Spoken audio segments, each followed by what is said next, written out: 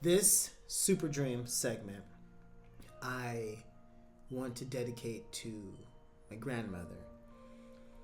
And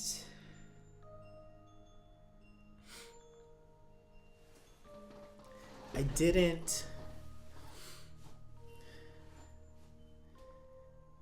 really didn't know how this was going to go. She passed away May 3rd, 2024. And today, November 3rd, makes it exactly 6 months since she's passed. And I didn't know what I was going to talk about. There's so much stuff.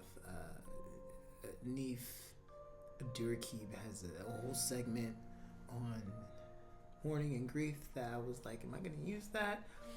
And I decided to record my show because Granny was always a huge proponent over us following our dreams. And even early on when she knew I had a podcast, she was so proud because her father, my great-grandfather, had a radio show. And so she's like, oh, this is like my dad, like you're carrying on the family legacy. And so I guess I just want to share, and I will connect it on how this is Super Dream. I just want to share what I've learned, if we can even call what the experience of the last 6 months has been learning. I've learned that grief don't play fair.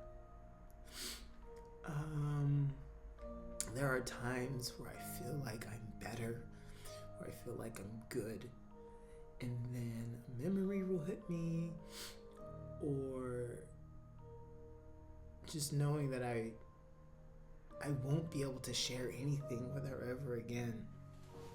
That'll just hit me, and it makes me, I'm more prone, I guess. I'm more susceptible because, like Granny, I'm a second grade teacher, and so I'm in my classroom at work, and the things I'm doing with my kids, the curriculum I'm inventing, the breakthrough moments that we have, the struggle moments that we have in the classroom with parents, like I talked to Granny about my career, and she was always excited and so proud because, like her, I'm a second grade teacher, and so grief don't play fair.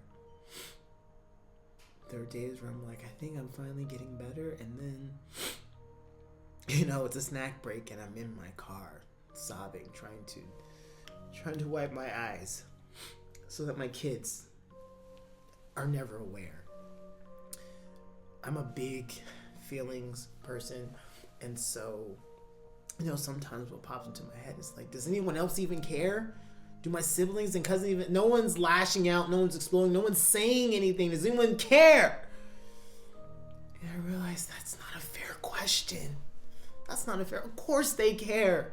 Of course. This was our grandmother. Of course they care. And what grieving looks like to them doesn't have to be the same as what it is to me.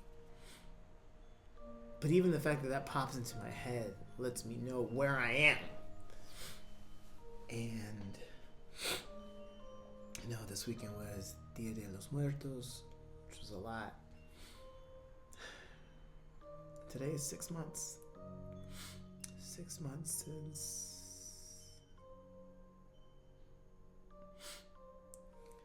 Yeah.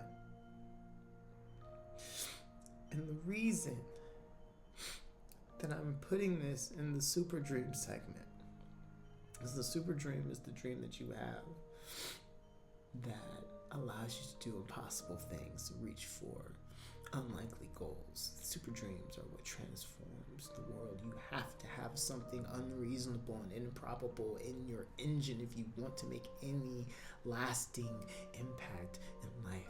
And Granny was all about the super most consistent thing that Granny ever said to me, to all of us, I would dare say, is that you can do it. Start that company, baby. You can do it. Every time I called her, she answered, "Hello, darling." And her consistent message was that I was enough. She was always so impressed with me, my family. She was always saying, "Y'all should start a business. Start a business. Y'all have everything." When I would tell her about things I wasn't sure about, she would hear me, offer suggestions, but she would always end with, "You got it. I know you got it. It's in you." She would always tell me that. It's in you. And so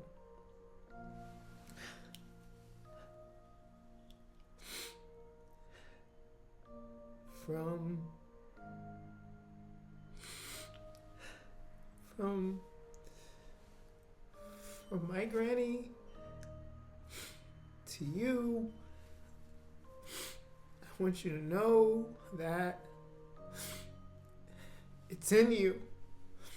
And if there's something that you're not sure about, or you're not confident about, or there's no clear path like that, like it matters, but it's not the most important thing that matters. For your super dream, think about all that exists in the world, the different things that people have done. There's no rules. Everything's made up. Your super dream can be whatever you want it to be. But I feel like a lot of people stop. And I've stopped myself. This is not me speaking from some high vantage point. I feel like a lot of people stop. Whether it's the super dream for their family, for their careers, for their fitness goals, whatever.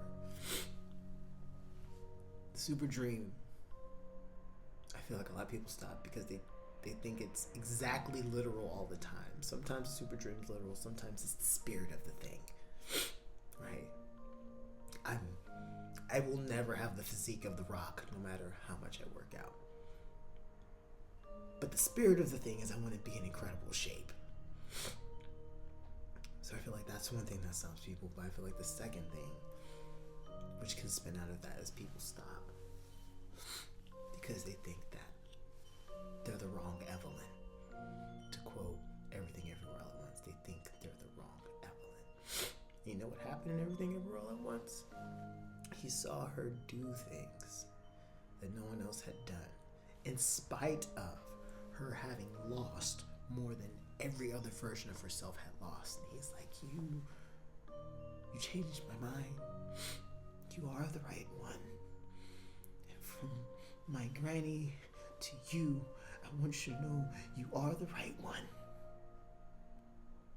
Because it's inside of you. It's inside of you. So, thank you guys for watching this episode. Please prioritize your super dream. Surround yourself with super dream chasers. Please support your local bookstores. You know, in this show we are huge advocates for independent bookstores, and specifically Octavia's Bookshelf, so you can go online and purchase books from them. They got a lot going on.